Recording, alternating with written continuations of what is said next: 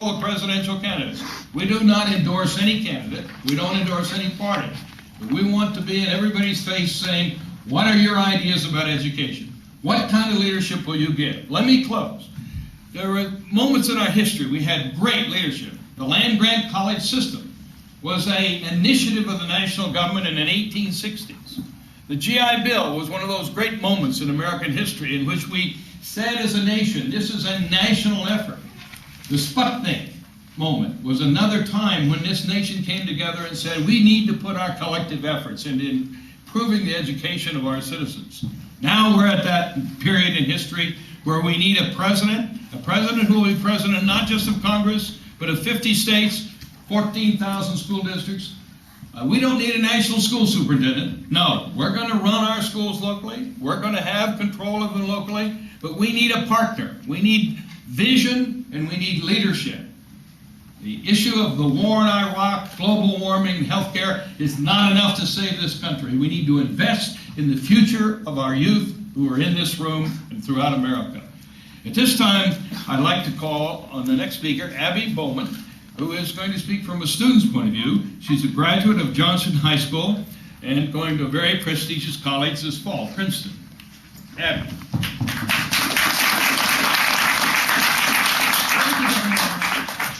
I'd like to start out. I'm here today to call on my fellow students to respond to the call that Governor Romer has just made. Now, I've just graduated from high school, but as I look across the country at my peers, at my generation, I don't think that we're coming out of college and out of high school with the skills and the tools that we really need to succeed in this global economy. Now, when I talk about global economy, I'm not just talking about competing for jobs. Once we actually get the jobs, then we're going to need to talk to our coworkers and our clients.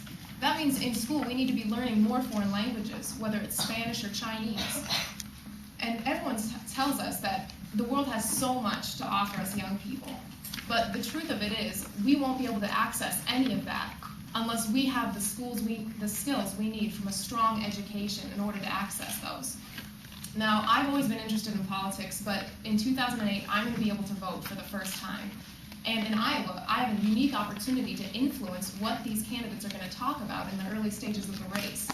And what I want to hear about most, maybe foreign policy, maybe oil policy, but most of all, education. Because I'm out of the K-12 system, but my little sister is going to be a freshman in high school this fall. And so for her sake, and for the sake of the kids I might have someday, I want to make sure that our education system in America is as strong as it can be. And a final word to my fellow students, whether you're bored in school, you need to speak up and ask for some challenges. If you're struggling in school, you need to speak up and ask for help. And if you're like me, and you're dissatisfied with our school system, if you think we can do much better for ourselves and for our kids, then speak up. Now is the time. We need to demand education for ourselves, and we need to support this Ed No 8 campaign. Thank you very much.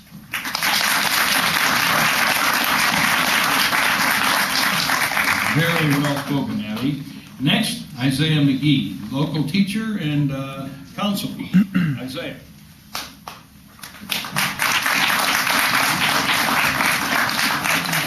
Well, I'm glad to be here today. I'm glad to be here from two different perspectives, from looking at it from a government perspective and also from the classroom too. So I don't think there's any question or anybody who has a problem with seeing that this is a bigger issue, because this issue is not just about necessarily what books or people are reading, but they're looking at it from the perspective of what's important for the nation and what's important for our future. As we look across this room and we see the different children here, that's what it's all about. So I think, first of all, what needs to be applauded is ED and 08 and Strong American Schools for bringing this issue to the forefront and bringing it to a voice for us to consider and to look at and to push for. So that's the first thing I want to do. And we're pushing towards education to a national stage because we need a wider discussion on the future of education in this country. It's not enough what we've been doing so far, so we need to continue to push this a little bit further. And as a teacher, I see students that are struggling all the time, and they're looking for what can we do, or what can we continue to work on to improve ourselves and improve our education in the future. As a teacher, I see myself and other colleagues that don't feel equipped, don't feel like we have all the different resources and things that we need to succeed in the classroom. and succeed in teaching the children in the classroom. So that's why we're here today. Students and teachers need help. And the next president will have to answer that call. I'm glad Governor Romer mentioned there's other issues that are out there, but one of the important issues that can never be forgotten, is the issue of educating towards the future. So I'm glad that right now the candidates don't seem to be listening, and I'm glad right now that we intend to be there to help push that forward and be that megaphone to make sure that they do hear us, and that make sure that the right questions are being asked, or the right questions are being thrown out to them, so now that they cannot run away from these issues, but they are forced to listen to these questions and give an answer, and give a response to them. So again, together we can make a difference, together we can come together we can push this issue forward in the future, and now being in Iowa and seeing these presidential candidates come to Iowa gives us a unique opportunity to do that. So again, I want to thank the ED and 08 and Strong American Schools for doing everything that they can to make sure that this is an important issue to put forward. Thank you.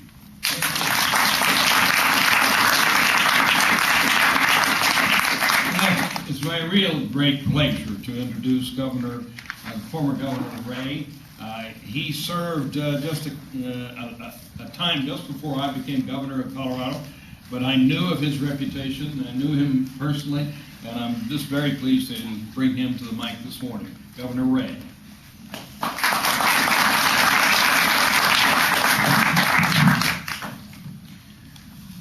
Governor Romer and Governor Vilsack, and ladies and gentlemen, all you young people, I'm delighted to have the opportunity to be here with these distinguished individuals who care about all of you young people and care about the future of this country.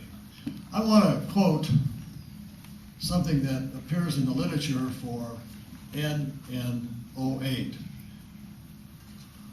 It says, education is the key that unlocks opportunity and liberates human potential. It enables people of any race, religion, ethnicity, gender, income, or family background to have a chance of realizing their hopes and dreams. And it's up to us, that's the end of the quote, it's up to us to decide that we're not going to let our young people get lost. When I first heard of this organization, Strong American Schools, I wanted to learn more. And I found that those involved know how vital it is for our young people to be better educated than ever before, if they are to have constructive lives, and if they and we and our country are to compete globally. It's exciting to me that Strong American Schools is launching its Ed in 08 campaign right here in my hometown of Des Moines, my home state of Iowa, which incidentally is the first caucus state, which doesn't hurt.